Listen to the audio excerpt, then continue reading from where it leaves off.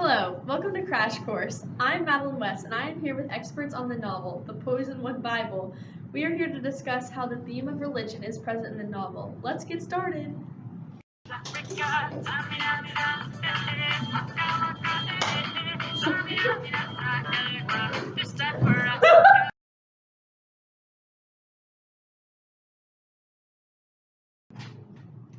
Okay, let's dive right in by reviewing what is going on in the Poisonwood Bible. The Price family moved to Kalanga in the Congo from their home in Bethlehem, Georgia. Orleana is married to Nathan and they have 4 daughters, Rachel, Leah, Ada, and Ruth May. Nathan Price is a Southern Baptist minister whose number one priority is his faith. He feels guilt from his experience in the Baton Death March and he is determined to convert all the lost souls in the Congo. He feels he has absolute power over both Congolese and his own family. He doesn't realize that he is violating the culture of the Congolese people when he becomes this religious dictator. Orleana is very unhappy in her marriage and feels stuck, despite her feelings towards Nathan.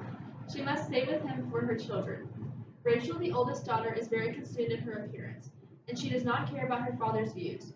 Leah is twins with Ada. She is very loyal to her father and his beliefs.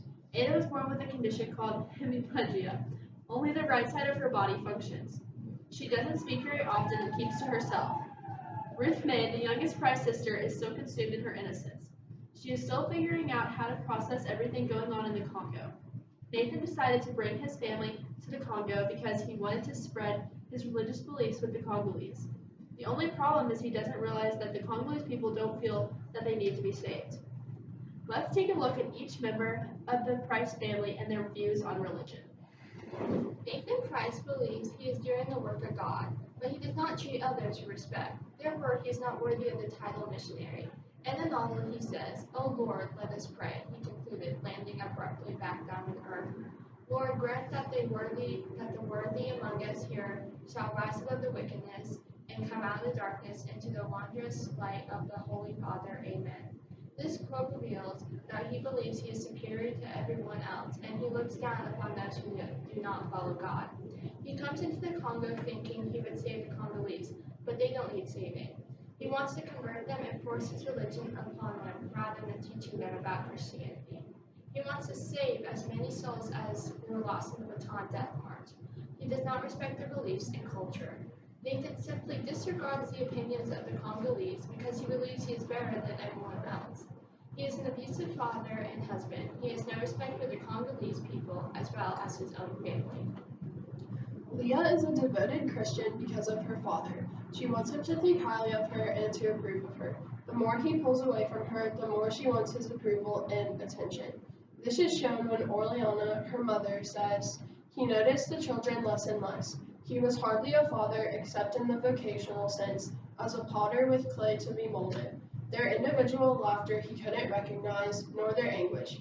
He never saw how Ada chose her own exile, how Rachel was dying for the normal life of slumber parties and record albums she was missing. Leah followed him like an underpaid waitress hoping for the tip. She is so consumed in getting her father's approval that she often forgets about Ada, her twin. She can't develop her own opinions and beliefs because she has been raised to believe in exactly what her father does. Thankfully, later on in the book, she begins to discover some of Nathan's flaws. When the Price family leaves Nathan, she was able to recognize that she lost all respect for him. We see her opinion for her father change and form throughout the novel as the plot is played out and Nathan continues to harm the family through his actions and choices. Since she continues to live in the Congo for a large portion of her life with her husband Anatoly and her numerous sons, she ends up just adapting to the Congo's beliefs and cultures. This isn't to say she stops believing in God. I think it just means she opens her mind to more than what her father tells her.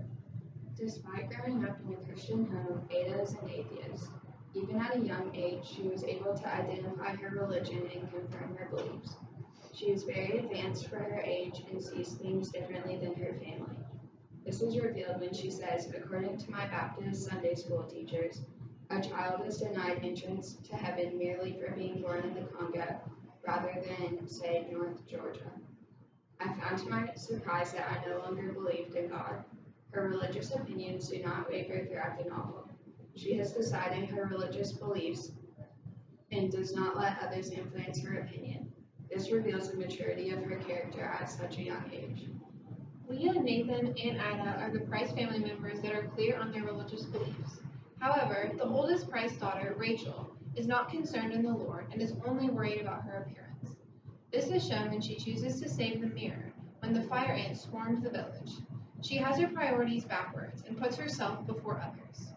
Leah describes Rachel here in this quote. Rachel is 15, or as she would put it, going on 16, and cares for naught but appearances. Her full Christian name is Rachel Rebecca, so she feels free to take after Rebecca, the virgin at the well, who is said in Genesis to be a damsel very fair, and was offered marriage presents of gold ear bobs right off the bat, when Abraham's errant spied her fetching of the water. This is a quote from the beginning of the novel, and it reveals Rachel's narcissist and egotistical personality. Later on in the novel, she marries Axelrod and gets divorced. In her marriage, she continues to focus on herself and is not concerned about religion. Ruth May is the youngest of the Price daughters. She doesn't have her own beliefs because her father forces his religious views on all of his family. She is still learning about all the complexities of life and isn't able to form her own beliefs. She mimics what others do and doesn't understand the true meaning behind what she says. Her maturity can also be compared to Ada when she was young. Ruth May is still figuring things out, whereas Ada was her age, she already decided that she was an atheist. In the beginning of the novel, she says, "I told Leah that means the new soul of Africa, and he's gone to jail, and Jesus is real mad about it. I told her all that. I was the youngest one, but I knew it." This shows that Ruth May tends to take things literally and not figuratively. And unfortunately, you can't see the development of the character's religion, for she dies at the young age of 5. Orleana grew up during the Great Depression, so she was surrounded by a sense of partial innocence. That is what she knew for the longest time. She grew up to be a striking woman. She became a Free Will Baptist when she started going to the tent revivals, which was where she met Nathan. Although her father didn't approve, she fell in love with Nathan and was interested in becoming more religious. After he came back from the war, Orleana got pregnant with Rachel.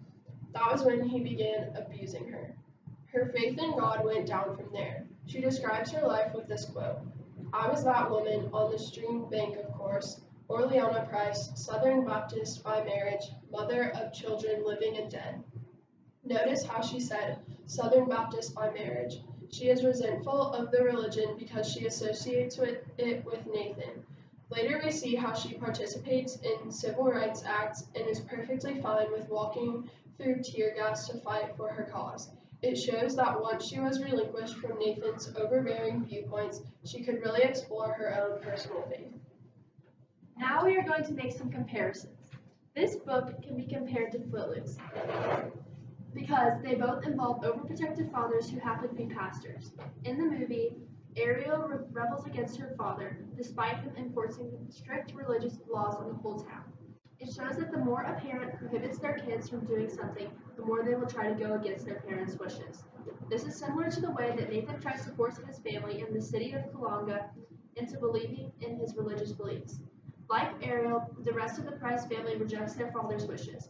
For example, Ada decided at the young age of 5 that she no longer believed in God and considered herself an atheist. While Rachel believed that there were far more important things in life than faith, such as her hair and clothes. In the end, it is discovered that someone can't push their faith onto someone else and expect them to just fully accept it. In both cases, the character has to figure out for themselves what they truly believed in. Ariel found the faith her father had hoped for, but just not as strict as he had intended, while the rest of the Price family found different forms of religion throughout their lives. Unlike Nathan, Ariel's father realized that his daughter was an independent young girl who has the responsibility to make her own choice, while Nathan never fully understood that concept and still believes that his wife was a slave to him. Well, folks, that was Crash Course on the Poisonwood Bible. If you liked it, like and subscribe, and tell us in the comments if you learned something. See you next week. Goodbye.